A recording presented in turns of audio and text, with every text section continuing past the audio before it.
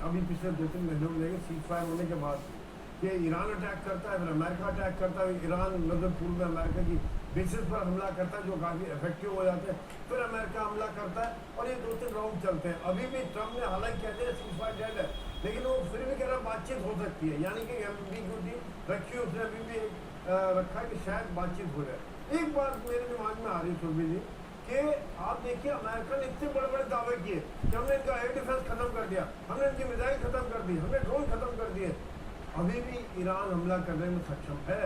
अभी भी मैसेजिंग बड़ी तगड़ी है कि आप अमेरिका की बेसिस पर हमला कर रहे हैं। सर, ईरान इस हद तक हमला करने में सक्षम है कि वो एक बार फिर से खाड़ी के देशों को निशाना बना रहा है। बहन सर, यही इस वक्त का मेरा सवाल है, क्या अमेरिका की यही मौजूदगी खाड़ी देशों को और असुरक्षित बना रही है? क्योंकि न सिर्फ अमेरिकी बेस टारगेट हुए, इससे पहले ही दुबई पर जब पहले फेज ऑफ ऑपरेशन में अटैक हुए, यूएई पर आज भी हमलों को लेकर खबर आ रही है। और मेरा एक सवाल खास तौर पर यहाँ पर सर कतर को लेकर भी है, क्योंकि जिस तरीके से ओमान, कतर, जॉर्डन हमले हो रहे हैं, ओमान अक्सर मध्यस्थ की भूमिका निभाता है, लेकिन अब तो वो खुद ही सुरक्षित नहीं रहा। ये इन ऑपरेशन से एक बार फिर से साबित हो गया। सुबीर जी बिल्कुल सही कह रहे हैं आप। लोग अब तंग आ चुके हैं अमेरिका के इंटरवेंशन से भी, लेकिन ये युद्ध जो इस समय चल रहा है, ये युद्ध है स्ट्रेट्स ऑफ हॉर्मुज के कंट्रोल के ऊपर। ये युद्ध है वर्चस्व का युद्ध।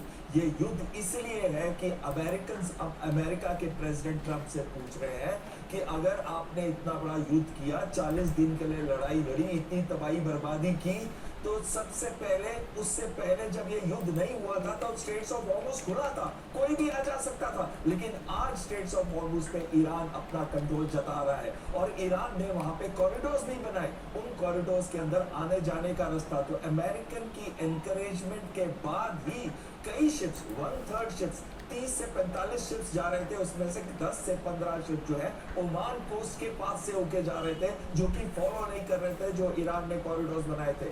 ईरान को हमला उसकी वजह से करना पड़ा क्योंकि वो स्ट्रेट्स ऑफ हॉर्मुज पे कंट्रोल चाहता है और उसका एक्सकलेशन अगर आप देखिए स्लोली बढ़ता जा रहा है। जितने भी हमले हो रहे हैं ज्यादातर कोस्टल एरियाज में हो रहे हैं, चाहे वो कोणार्क हो, छबाहर हो जहाँ पे इलेक्ट्रिसिटी गोल कर दी और भारत का $120 बिलियन का इन्वेस्टमेंट है वहां पे, या फिर उसके आगे